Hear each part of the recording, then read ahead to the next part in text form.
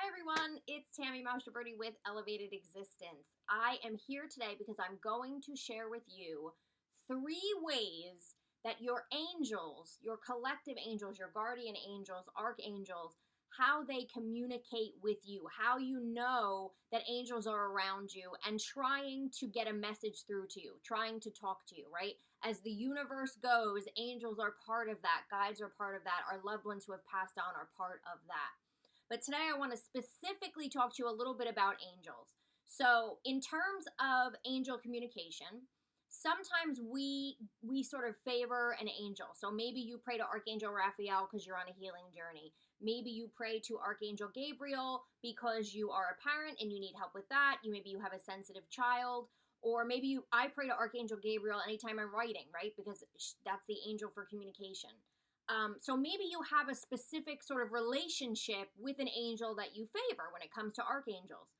But we also have guardian angels, we have collective angels, we have angels that we don't even, realize that are helping us from the other side. So that's why anytime I say a prayer or ask for help, I call them in collectively. I just say all my angels and all my guides. But many, many, many times, they will sort of communicate to not only just let us know that they are around us, but also to give us specific messages. So one of the things, and here comes my cat. I just don't even try to keep her out of these videos anymore because she just, wherever I am, she is. And I can't shut the door. She will yell and scream, you guys, outside the door, and then you'll hear that on the video. So here's the thing. So sometimes they have specific messages. So you may have heard about angel numbers or how angels would communicate through numbers. There's been books on it. If you Google different numbers or, you put it into any search engine and you just put what is the meaning of, 333 or 444, etc., etc., you will get specific messages that those numbers sort of resonate with or that those numbers have something to say about. So that brings me to my first one. One of the ways that angels communicate with us is through numbers. So anytime you see a repeating sequence, so 111, 1111, 222, 333, 444, 555, etc., etc., even 1212, when you see these numbers repeating, or you see, anytime I sort of glance at the time, and I happen to glance at my cell phone or the clock on the wall or on my computer and I see 333 or 444, I immediately take that as a message. And if you don't know what those mean, you can get a book on it or you can Google it. This is Callie, by the way. She always has to make an appearance. You can Google what is the meaning of 333 or what is the meaning of 444. I was actually on a mastermind call the other day and somebody was talking about an issue they were struggling with, and I happened to just glance over at my phone, and I saw the number 333, and I said, and I don't always sit and look it up, or say, sometimes I'll just say, hello, angels, or what have you, but I thought I've got a feeling this means something about what we were discussing, so I looked it up, and 333 was about specifically life purpose, about light workers, and I was on the phone with 4 amazing authors, spiritual teachers, awesome. And so it really went very well with what we were talking about, and I said, this is a message not only for you, but I feel it's for all of us. And the funny thing is later on, it sort of came up in conversation again, and somebody was like, I bet you this is why you got that message. You didn't even realize we were going to bring this up. So those types of things that are coming through, don't ignore them when you see the repeated number like that. Or if you see, I've had people say, Tammy, I keep seeing 1234, 1234. Everywhere I look at the clock, on a license plate, my receipt at the store, right? I keep seeing these numbers repeat. Pay attention and look and see what that means and what your angels might be wanting to say to you at that time. Numbers are a big, big way that they will communicate with you. That's not to say that your loved ones won't do that as well. My mother uses her birth date. But when you see those sort of repeated numbers, it always, to me, reminds me of my angels and the fact that they use numbers. The second way they communicate with you is, then this is kind of obvious, but I want you to pay attention to it, white feathers. So anytime, and really it can be any kind of feather. It doesn't have to just be white feathers. But to me, white feathers always signifies that there's an angelic presence around.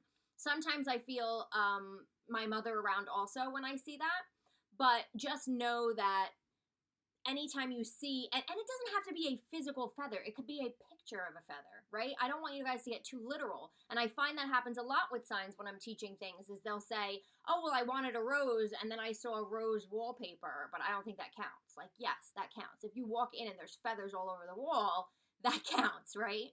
So that's another sort of way where maybe they're just letting you know they're around, that they're watching you, that they're helping you, that maybe they're encouraging you or reassuring you to move forward.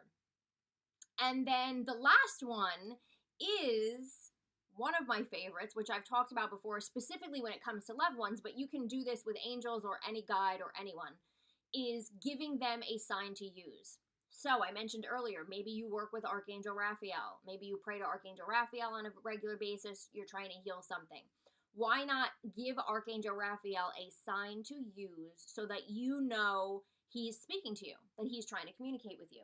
It can be anything. It could be you could say, I want white feathers just to go to you.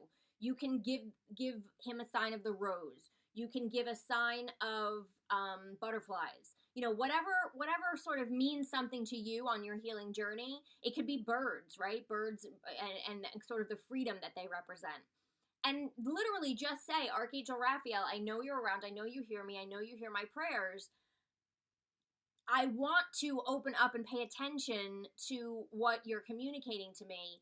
Maybe it's the right, one of my prayers is send me to the right doctor, send me to the right practitioner, send me to the right modality or the right book or the right knowledge or the right website or wherever I can go that can help me on my healing journey.